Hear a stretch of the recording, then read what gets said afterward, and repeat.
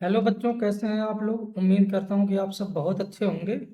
आज हम 21 जनवरी के फर्स्ट शिफ्ट के कुछ इजी क्वेश्चन डिस्कस करने वाले हैं। सबसे पहले मैट्राइसेस का क्वेश्चन है, जिसमें दिया गया है मैट्रिक्स ए अल्फा 1 2 और 2। मैट्रिक्स बी आपको दिया गया है। यहाँ पर ये ए नहीं है, ये ओनली बी है, जो कि दिया गया है 1 1 1 बीटा। मैट्रिक्स ए की एक इक्वेशन दी गई है 2 डिग्री, तो ए square -4a + 2i is equal to 0। बच्चों, आपको पता होगा कि कैरेक्टरिस्टिक इक्वेशन होती है जिसमें sum of the root is equal to क्या आ जाएगा, +4। और सम ऑफ द रूट क्या होता है, ट्रेस ऑफ मैट्रिक्स ए। क्या होता है, trace of matrix A. Trace of matrix A क्या हो जाएगा, alpha +2 which is equivalent to 4। तो अल्फा इज इक्वल टू आपका आ जाएगा 2। फर्स्ट तो ये आपका अल्फा आ चुका है। नेक्स्ट आपको B square is equal to दिया गया है 3b 3b, यहाँ प्लस दिया गया है, तो 3b प्लस नहीं, यहाँ पर माइनस रहने वाला है, माइनस आइडेंटिटी मैट्रिक्स। तो यहाँ पर B square -3b minus plus identity matrix is equal to 0। यहाँ पर ये प्रिंटिंग मिस्टेक है, ये माइनस होगा, राइट। अभी यहाँ पर सम ऑफ द रूट कितना आ जाएगा, सम ऑफ द रूट ये कितना आ जाएगा 3, जो कि ट्रेस ऑफ मैट्रिक्स बी के बराबर होगा। Trace of matrix B 1 + beta होगा, जो कि कितना है 3। तो बीटा की वैल्यू भी आपको क्या आ जाएगी, 2। आपके पास अल्फा और बीटा की दो वैल्यू आ चुकी हैं, राइट। अब आपको निकालना क्या है, निकालना है एडजॉइंट ऑफ, क्या कैलकुलेट करना है, कैलकुलेट करना है determinant of adjoint of a³ - b³ which is equivalent to determinant of a³ - b³ की होल पावर n-1। n क्या होता है, ऑर्डर, जो कि 2 दिया गया है, तो 2 - 1 which is equivalent to determinant of a³ - b³। अब आपको a³ - b³ मैट्रिक्स कैलकुलेट करना पड़ेगा। तो अपने पास यहाँ से देखो ए स्क्वायर क्या दिया गया है, अपने पास ए स्क्वायर दिया गया है 4a - 2 आइडेंटिटी मैट्रिक्स। तो यहाँ पर a³ ए से मल्टीप्लाई कर दो दोनों साइड में, तो ये क्या आ जाएगा, 4a² - 2a, और यहाँ पर 4a² की value again 4a - 2 into identity matrix. तो यहाँ पर a³ कितना आ जाएगा सर, a³ आएगा। अच्छा, यहाँ पर माइनस का 2a छूट रहा है, राइट। a³ आ जाएगा 4 इंटू 4 कितना 16a -8 into identity matrix -2a। तो फाइनली ये आ जाएगा 14a -8 इंटू आइडेंटिटी मैट्रिक्स। तो अपने पास 14, और ये जो डिटर्मिनेंट है, सॉरी मैट्रिक्स है, वो क्या है, अल्फा की वैल्यू 2, तो 2 2 1 2 -8 इंटू 1 0 0 1। इसको अगर हम सॉल्व करेंगे तो ध्यान से देखो कितना आ जाएगा, 14 2 जा 28 -8 कितना 20, 14 2 जा 28 -0 कितना 28, 14 -0 कितना 14, और 14 2 जा 28 -8 कितना, ये आने वाला है, राइट। अब हम बी क्यूब निकालेंगे तो अपने पास बी स्क्वायर क्या आ जाएगा यहाँ से, B square is equal to 3b minus identity matrix, तो यहाँ से b का मल्टीप्लाई करेंगे तो b cube is equal to 3b square minus b, तो 3b स्क्वायर की वैल्यू कितनी है 3b minus identity matrix minus b, तो ये आपके पास 9b माइनस 3 इंटू आइडेंटिटी मैट्रिक्स माइनस क्या आ जाएगा b, तो यहाँ पर b क्यूब आएगा आपके पास 9 माइनस 1 8 b माइनस 3i 8, और अपने पास जो बी मैट्रिक्स है वो क्या 1 1 1, और ये कितना 2 माइनस 3, और ये कितना है 1 0 0 1, और इसको अगर हम सॉल्व करेंगे तो ये कितना आ जाएगा 8 माइनस 3 कितना 5,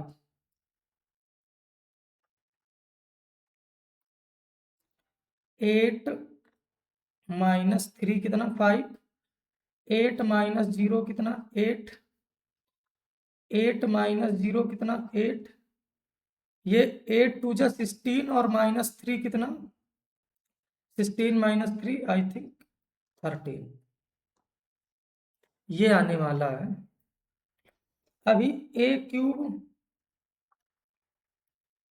minus B cube corresponding element again subtract हो जाएंगे, 20 ये कितना आ जाएगा 15, और ये कितना आ जाएगा 20, और 14 माइनस 8 आपका आ जाएगा 14 माइनस 8 6, और 20 माइनस 13 कितना आएगा 7, तो इसके डिटर्मिनेंट की value a cube minus B cube निकल के आने वाला है 105 माइनस और 20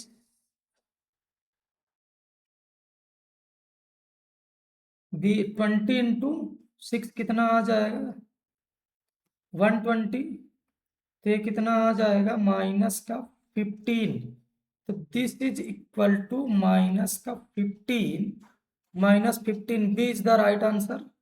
चलते हैं नेक्स्ट क्वेश्चन में। नेक्स्ट क्वेश्चन है X square plus x plus 1 is equal to 0, इसके रूट क्या है अल्फा और क्या है बीटा, आपको क्या कैलकुलेट करना है सर, कैलकुलेट करना अल्फा प्लस बीटा का power 4 plus alpha square plus beta square का power 4 plus alpha cube plus beta cube का पावर 4 अप टू अल्फा का पावर 25 प्लस बीटा का पावर 25 का होल पावर 4, राइट, ये कैलकुलेट करना है। आपको पता है कि क्यूब रूट ऑफ यूनिटी का एक इक्वेशन होता है, आपको याद होगा कि x cube minus 1 is equal to अगर 0 है तो ये क्या आता है एक्स माइनस 1, और ये क्या x square plus x plus 1 is equal to 0, तो इसके रूट आपको याद होंगे ओमेगा और क्या आ जाते हैं ओमेगा स्क्वायर, तो यहाँ से हम क्या मान लेते हैं कि अल्फा की वैल्यू क्या होगी ओमेगा, और अल्फा जो बीटा की वैल्यू होगी आपकी बीटा वो क्या आ जाएगी ओमेगा स्क्वायर आ जाएगी। अब एक बात आपको और पता होगी कि 1 प्लस अल्फा की पावर p, अल्फा की जगह अपन ओमेगा अब रखेंगे डायरेक्टली, ओमेगा की पावर p प्लस ओमेगा की पावर 2p इक्वल टू 0 होता है p not multiple of 3, right, और ये इक्वल टू आपका 3 हो जाता है, ये इक्वल टू क्या हो जाता है 3 व्हेन p इक्वल टू कितना 3n, तो यहां से अगर हम पहले वाले केस में जब मल्टीपल नहीं है 3 का तो ओमेगा की power p plus omega square की power p is equal to क्या बोल सकते हैं, -1। और इस वाले केस में ओमेगा का power p plus omega square का पावर p को क्या बोल सकते हैं कि 2 वैल्यू आएगी। तो अब यहाँ पर रखेंगे तो ये क्या आ जाएगा, ये आएगा sir omega plus omega square plus ये क्या आ जाएगा, ओमेगा स्क्वायर प्लस ओमेगा क्या आ जाएगा, स्क्वायर इंटू 2 क्या 4। अच्छा, ये पावर भी 4 है, पावर 4 है। और ये क्या omega cube plus omega square ये 6 आ जाएगा। और अप टू इसी तरह से ओमेगा की पावर 25 प्लस ओमेगा की पावर 50 का। अच्छा, ये होल पावर 4 था और ये भी होल।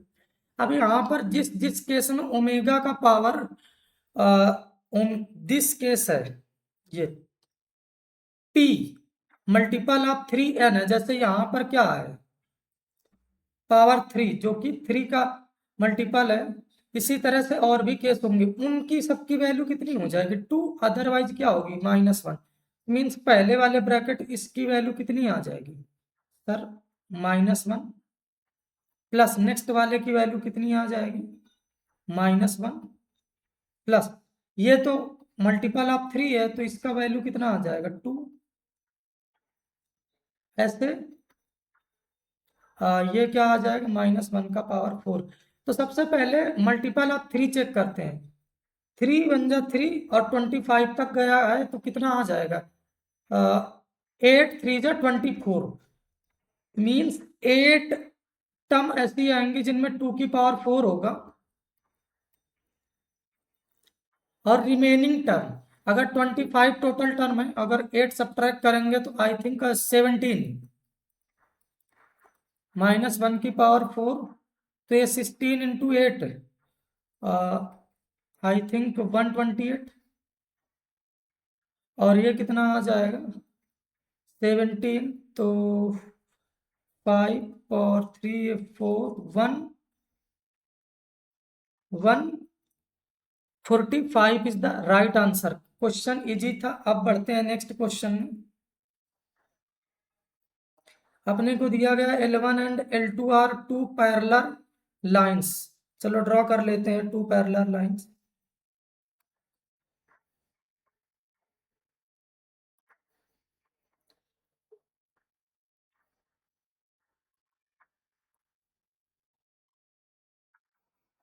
ये अपने पास L1 है, ये अपने पास L2 है। ये L1 is equal to 0, next है L2 is equal to right 0।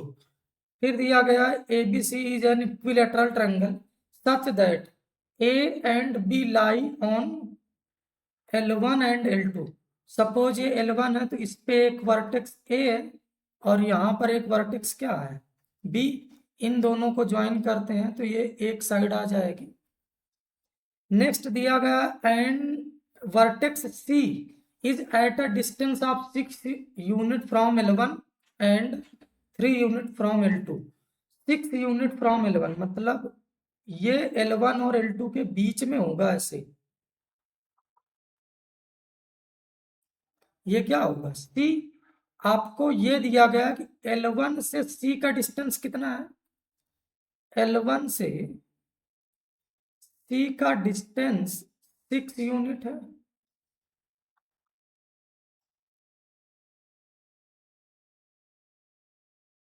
और L2 से 6 का यूनिट 6 का डिस्टेंस 3 यूनिट है right. Then the area of triangle ABC, area of triangle ABC calculate करना है। तो स्टार्ट करते हैं। सबसे पहले ए बी हम मान लेते हैं कि लेंथ क्या होगा ए।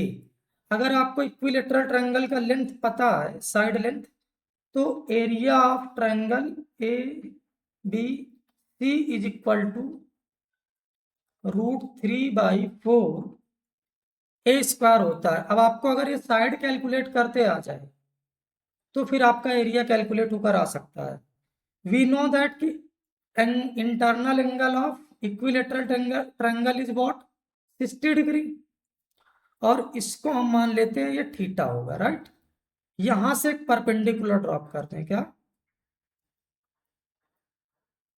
Perpendicular, right. इसे मान लेता हूं ई। अब हम क्या करते हैं, in triangle A B E, A B E में क्या होगा कि अगर हमें ये तो पता ही है कि ए, क्योंकि हमने मान रखा है, तो टोटल एंगल 60 प्लस थीटा हो गया इसका इंटरनल, ठीक है। तो अगर हमने साइन 60 प्लस थीटा कैलकुलेट किया तो ये कितना आ जाएगा आपका, ये आ जाएगा टोटल तो 6 + 3, दोनों लाइन के बीच का डिस्टेंस कितना है 9, और ये वाला हाइपोटेन्यूस कितना है ए, ये आएगा। अभी हम इसका ओपन करेंगे तो ये कितना आ जाएगा sine 60 into cos theta plus cos 60 into sine theta which is equivalent to 9/a। अगर हम साइन 60 डिग्री की वैल्यू रखें तो ये √3/2 इंटू क्या आ जाएगा कॉस थीटा प्लस कॉस 60 की value 1/2 into sine theta is equal to, ये कितना आ जाएगा 9/a। इसको इक्वेशन नंबर 1 मान लेते हैं, क्या मान लेते हैं 1, राइट। अब अपने को कॉस थीटा और साइन थीटा कैलकुलेट करते हैं, फिर इस फिगर को देखते हैं। तो हमें क्या समझ आ रहा है कि अगर यहां से परपेंडिकुलर ड्रॉप करें जो कि एफ पे आएगा, तो हम क्या लिख सकते हैं कि in triangle B C F, अगर बी सी एफ में देखें तो अपने को क्या पता है बी सी जो कि हाइपोटेनियस है, और क्या है ए, क्योंकि इक्विलेटरल ट्रायंगल का साइड इक्वल होता है, और ये सी एफ पता है, तो हम क्या लगा सकते हैं कि sine theta is equal to perpendicular upon hypotenuse, sine theta की वैल्यू 3/a हो जाएगा, राइट। साइन थीटा की वैल्यू तो हमें पता चल गई, अभी कॉस थीटा की पता करनी है, तो क्या आ जाएगा cos theta is equal to under the root of 1 minus sine square theta, right. This is equivalent to 1 minus 9/a², ये यहां पर वैल्यू रखते हैं, राइट। तो ये क्या आ जाएगा √3/2 इंटू कॉस थीटा की वैल्यू है under the root of 1 minus 9/a² plus 1/2, और साइन थीटा की वैल्यू अपने पास क्या है 3/a is equal to 9/a, और यहां से √3/2 into under the root of 1 minus 9/a² is equal to 9 minus a minus 3/2a, दोनों का एलसीएम कितना आ जाएगा 2a, 18 में 3 जाएगा तो कितना आएगा 15। अभी 2 से 2 कट कर देते हैं तो ये कितना आ जाएगा अपने पास √3 under the root of 1 minus 9/a² is equal to 15/a, right, क्योंकि 2 से 2 कट चुका है। अभी दोनों साइड का होल स्क्वायर करते हैं, whole square,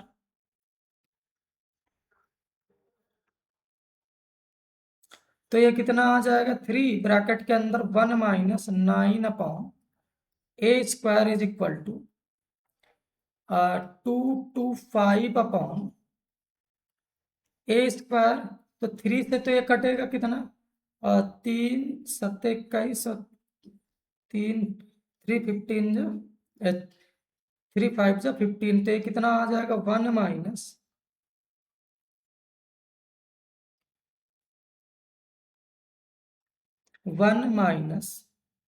9 upon A square is equal to 75 upon A square. तो हमें ए स्क्वायर की वैल्यू कैलकुलेट करनी है, तो यहां से देखते हैं, ठीक है, क्या आ जाएगा 1 is equal to 9 minus A square दूसरी साइड जाएगा, तो ये कितना आ जाएगा 75 upon A square plus 9 upon A square. तो ए स्क्वायर ये कितना आ जाएगा 84 आएगा। तो ए स्क्वायर की वैल्यू आई होप 84 आ जाएगी। ए स्क्वायर की वैल्यू कितनी आ जाएगी 84 आ जाएगी, राइट। अब ये वैल्यू यहाँ पर रखते हैं, चेक करते हैं क्या आ जाएगा √3/4 इंटू 84। तो ये कितना 8 to 21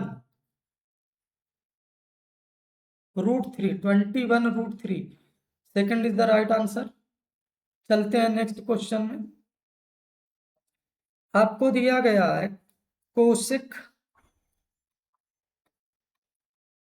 10 डिग्री प्लस √3 प्लस नहीं है माइनस है √3 सेक 10 डिग्री, राइट। सबसे पहले इसका वैल्यू कैलकुलेट करना है, तो कोसेक को 1/sin कर लेते हैं। 1/sin नॉर्मली हम साइन और कॉस में डील करते हैं, तो ये √3 cos 10 डिग्री। एलसीएम ले लेते हैं, तो ये क्या आ जाएगा sin 10 degree into cos 10 degree. तो ये क्या आ जाएगा आपका cos 10 degree minus √3 sin 10 degree. यहां पर हम क्या करते हैं 2 का मल्टीप्लाई 2 का डिवाइड, नीचे बन गया 2 sin 10 degree into cos 10 degree, क्या आ जाएगा sin 2 थीटा, जो कि आ जाएगा sin 20 डिग्री। जब भी A cos theta plus minus B sine theta होता है, तो हमें नॉर्मली इस इक्वेशन को सॉल्व करने के लिए under the root of A square plus B square से मल्टीप्लाई और डिवाइड करना होता है। यहाँ cos का कोफिशिएंट 1 है, दैट इज ए की वैल्यू 1, बी की वैल्यू √3।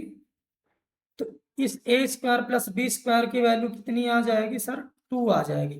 तो हमें इस पूरी इक्वेशन को 2 से मल्टीप्लाई और 2 से अगेन डिवाइड करना पड़ेगा, तो 2 से मल्टीप्लाई कर देते हैं और अंदर 2 से डिवाइड कर देते हैं, तो ये 1/2 cos 10 डिग्री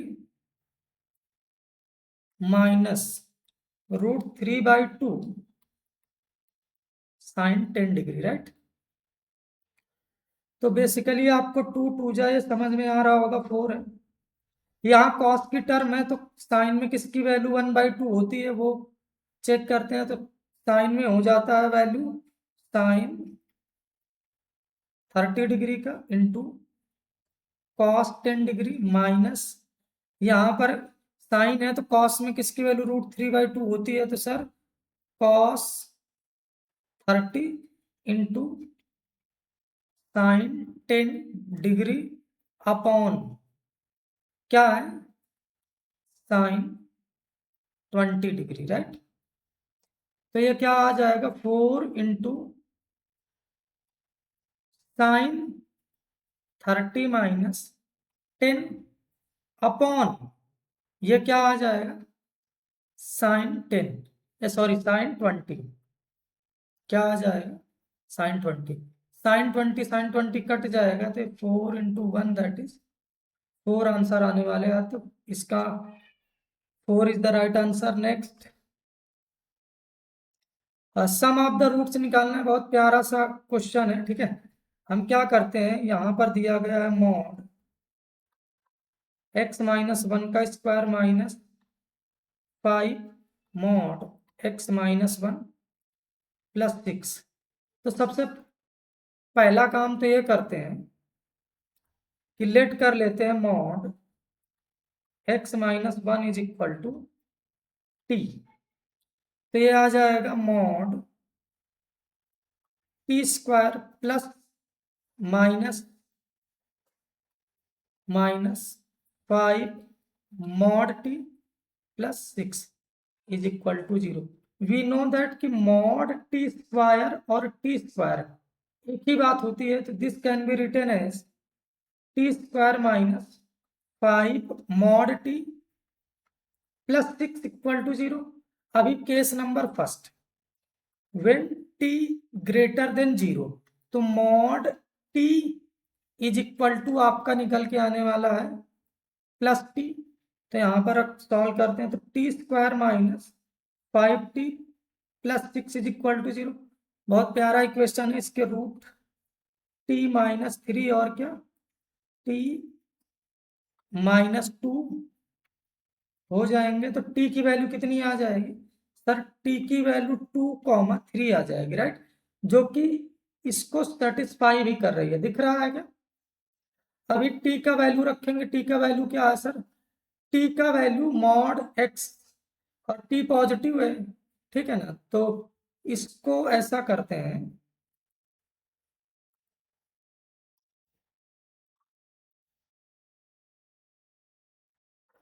यहां पर हम मॉड एक्स को नहीं मान रहे हैं, ठीक है ना। एक्स माइनस वन को हमने लेट कर रखा था, क्योंकि यहां पर भी हमने मॉड लगाया है ना। तो टी क्या है? एक्स माइनस वन, जो कि कितना कैलकुलेट होकर आया है 2। एक्स की वैल्यू कितनी आ जाएगी अपने पास? 3। नेक्स्ट एक्स माइनस वन क्या है? 3। तो एक्स की वैल्यू कितनी आ जाएगी? 4, right. Second case, case number second है क्या? अगर t की वैल्यू 0 से छोटा हो गया, तो मॉड t ओपन होता है एज माइनस टी। तो रखते हैं तो ये कितना आ जाएगा? टी स्क्वायर माइनस टी रखोगे तो plus 5t plus 6 is equal to 0। तो इसके फैक्टर क्या आ जाएंगे? टी प्लस 3 और क्या T plus 2 is equal to 0।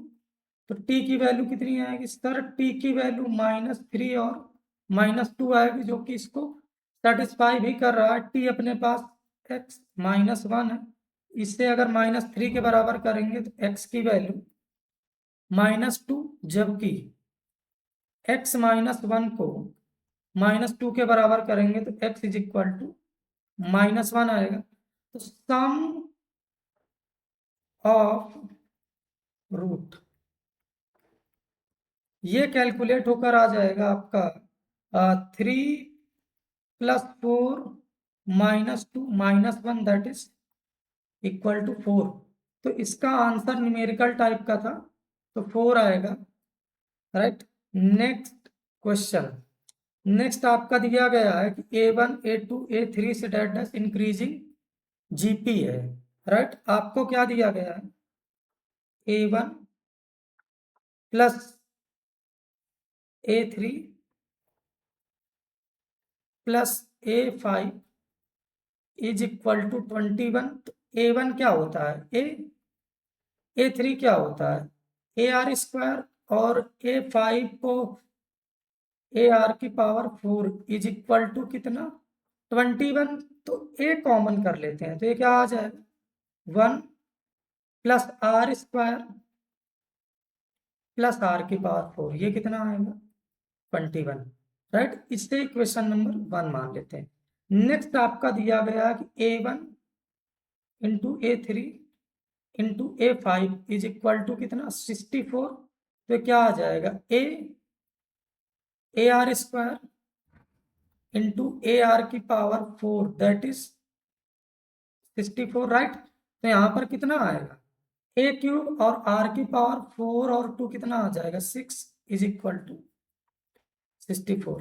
अब आपको समझ आ रहा होगा कि दोनों साइड का क्यूब रूट ले लेते हैं। क्या? क्यूब रूट, ठीक है। अगर ऐसा करेंगे तो यहाँ पर क्या आ जाएगा? A R² which is equivalent to ये किसका क्यूब होता है? ये होता है 4 का क्यूब, आई थिंक 4 का क्यूब, राइट। ये क्वेश्चन नंबर सेकंड है। हम क्या करने वाले हैं? फर्स्ट डिवाइडेड बाय सेकंड करने वाले। इससे बेनिफिट क्या होगा कि ए और ए एलिमिनेट हो जाएंगे और अपने पास बच जाएगा a r square plus r की power 4 upon r square is equal to 21 upon 4, right. थोड़ी देर के लिए आर स्क्वायर को हम क्या टी मान लेते हैं, तो ये क्या आ जाएगा 1 plus T square upon T is equal to 21 upon 4। Cross multiply कराते हैं, तो क्रॉस मल्टीप्लाई कराएंगे तो क्या आएगा आपका 4 plus 4t square is equal to 21t। तो 4t square plus 4t minus 21t plus 4 is equal to 0, तो ये आएगा 4t square minus I think ये 17t बनेगा, और ये कितना 4 इज इक्वल टू